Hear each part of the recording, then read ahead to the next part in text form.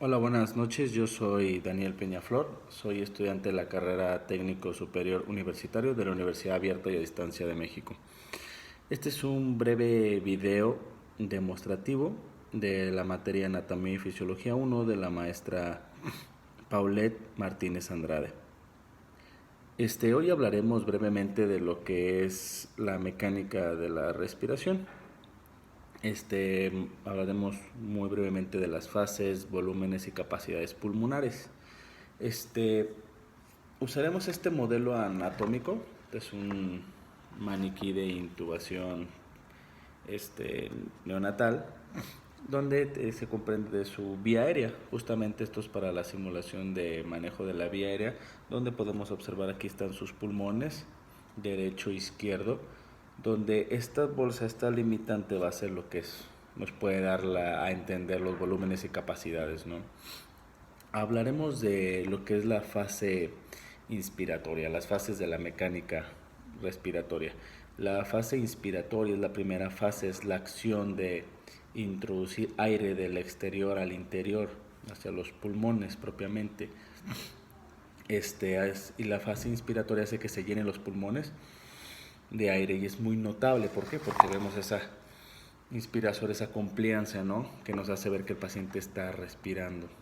Y la fase expiratoria, es una fase pasiva, relajada, en la cual, ¿por qué es más pasiva? Porque ya no tiene que hacer esfuerzo, simplemente se descomprime, ¿no? Toda la musculatura, los pulmones, haciendo que todo el gas salga por la vía aérea, ¿no? Por la boca, es que es la exhalación de sacar todo el aire.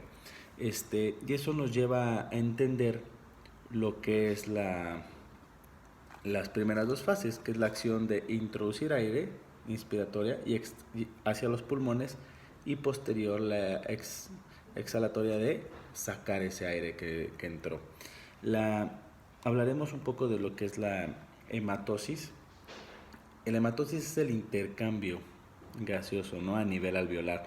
Es cuando llega la sangre venosa a lo que es los capilares de los alveolos y se hace un intercambio. Sacamos ese dióxido de carbono con ese desecho y se enriquece con oxígeno, ¿no? Apegado a la hemoglobina, el oxígeno, para que posterior, después de la hematosis, para posterior se lleve a cabo la perfusión ística. La perfusión ística es el trabajo ya propiamente de la circulación, de llevar todo ese oxígeno y nutrientes a todos los órganos vitales del cuerpo, ¿no? Entonces, primera fase, entra el aire por la boca, llega hacia los pulmones, se hace lo que es la hematosis, que es el intercambio gaseoso a nivel alveolar. Posterior se hace la exhalación, la fase expiratoria, sacamos ese dióxido de carbono, esos desechos, y viene lo que es la circulación ística, que es propiamente llevar todo este oxígeno y nutrientes a todos los órganos vitales.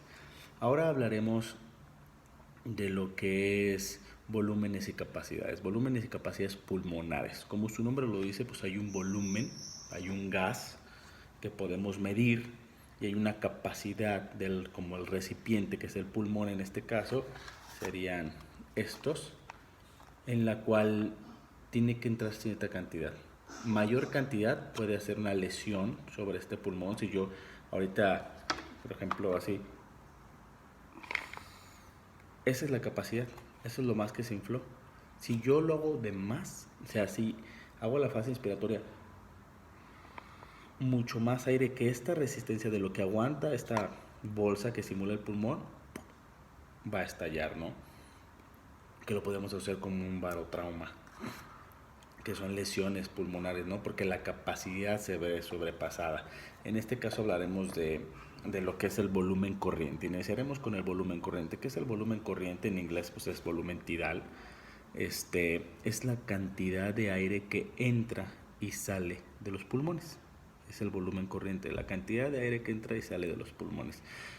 Hablemos de un adulto promedio, es entre 500 y 600 mililitros de aire que entran y salen. Lo vemos, lo podemos hacer un cálculo, entre 6 a 8 mililitros por kilogramo de peso. Aquí es importante saber este dato porque los que realizamos, pues obviamente ventilaciones en prehospital, nosotros que somos TCU en urgencias médicas vamos a ventilar muchísimos pacientes, tenemos que entender perfectamente todo lo que es los volúmenes y capacidades pulmonares para no ventilar de más, ¿no? O ventilar de menos. Entonces, ¿qué pasa si ventilamos de más? Pues hacemos un barotrauma, ¿no? Se colapsa el pulmón. O al hiperinsuflar los pulmones, pues traemos problemas de,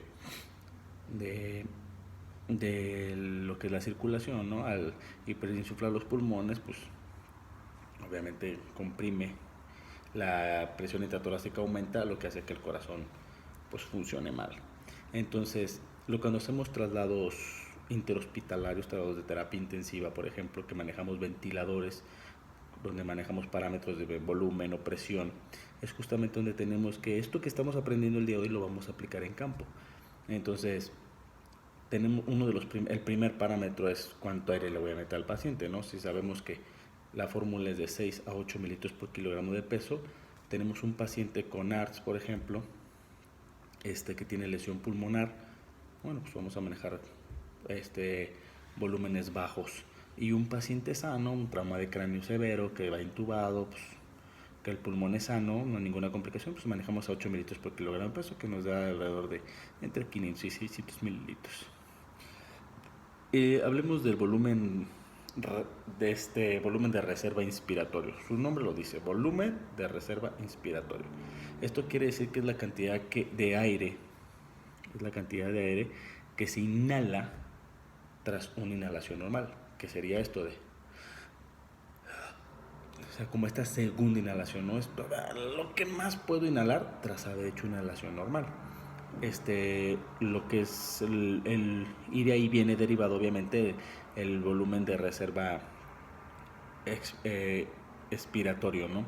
Que es la cantidad de aire que se va a exhalar tras una exhalación normal, que es,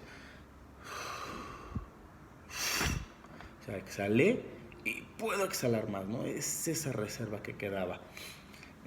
Lo que es, y hablamos de volumen de reserva inspiratorio, volumen de reserva expiratorio y el volumen residual. ¿Cuál es el volumen residual? Pues es lo que queda en los pulmones tras una exhalación normal. Entonces,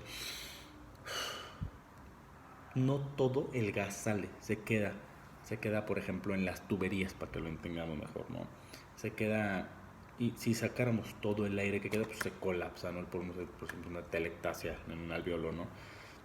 Entonces no siempre, no se saca todo el gas que entra, ni todo el gas que entra llega directamente a los alveolos. Si entran 500 de una inspiración normal, 350 mililitros llegan directamente a los alveolos, no entran los 500.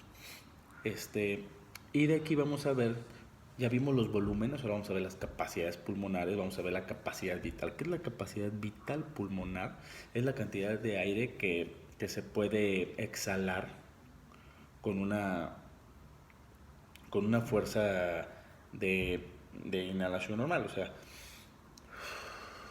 es la capacidad vital lo que el pulmón puede recibir, que serían entre 4.800 mililitros aproximadamente.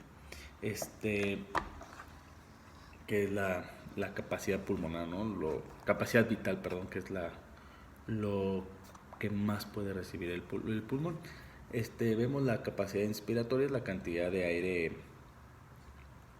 que una persona puede respirar comenzando con un nivel expiratorio normal. Es la cantidad del aire, la capacidad inspiratoria es la cantidad de aire que tú puedes recibir.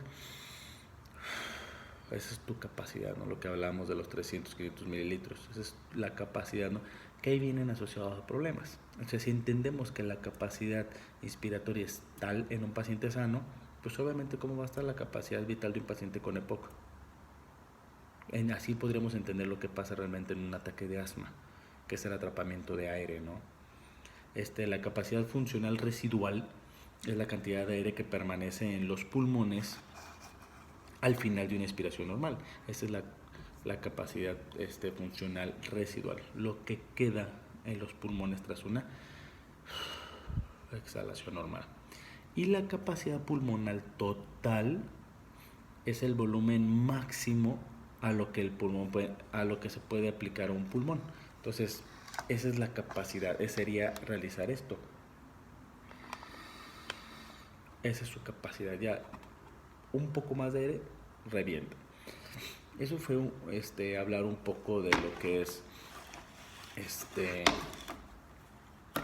capacidades, volúmenes y capacidades pulmonares, un poco de las fases de la mecánica respiratoria, siendo esto un tema súper importante como técnico superior universitario en urgencias médicas, ya que nosotros vamos a tratar muchísimas veces problemas respiratorios. Gracias.